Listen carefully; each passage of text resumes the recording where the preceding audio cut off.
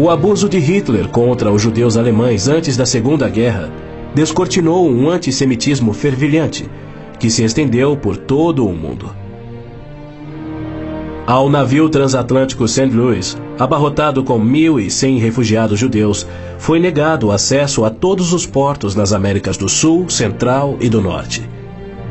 700 destes tinham vistos de imigração para os Estados Unidos, porém o presidente Roosevelt os enviou de volta para morrerem nos fornos de Hitler.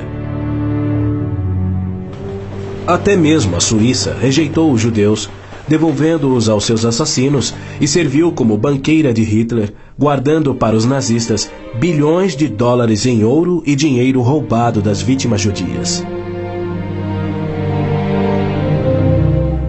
No final da Segunda Guerra, a promessa de Deus de retornar o seu povo à Terra Prometida parecia mais absurdamente ilógica do que nunca. 6 milhões de judeus perderam a vida no Holocausto de Hitler, um fato que muitos continuam a negar. Embora Adolf Eichmann relatou, enquanto prisioneiro, que o massacre dos judeus foi o maior de todos os crimes, a maior dança funesta da história da humanidade.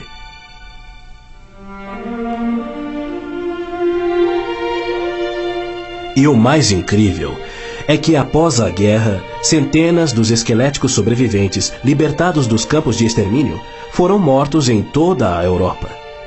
Porém, Deus não esquecera das suas promessas.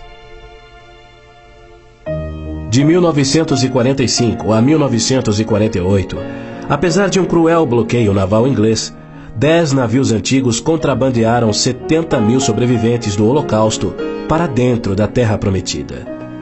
Nas palavras de um dos sobreviventes, os velhos navios e a frota britânica eram ameaças menores que a vida na Europa. Pela primeira vez em anos tínhamos um propósito: a criação de um Estado judeu. Milhões de judeus têm voltado a Israel oriundos de mais de 100 países. A existência de Israel hoje, na Terra Prometida, é incontestavelmente uma obra de Deus. Vejam, eu os trarei da terra do norte e os reunirei dos confins da terra. Aquele que dispersou Israel o reunirá. Em novembro de 1947, as Nações Unidas adotaram a sua Resolução 181. Ela dividia a Palestina, dando 18% aos judeus e 82% aos árabes, e tornou Jerusalém uma cidade internacional que, conforme o Vaticano também insistiu, nunca poderia ter domínio judeu. O mundo árabe rejeitou esta resolução e exigiu toda a Palestina. Até hoje, nenhum mapa árabe admite a existência de Israel.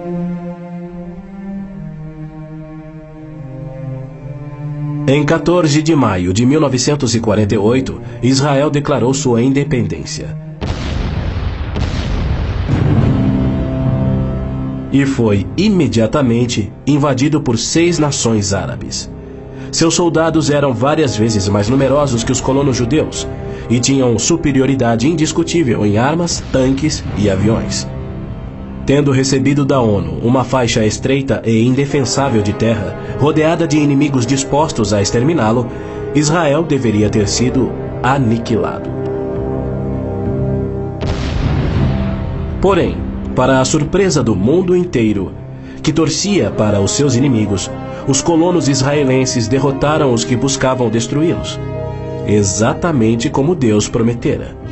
E assim tem acontecido em guerra após guerra, à medida que seus inimigos têm tentado aniquilar Israel.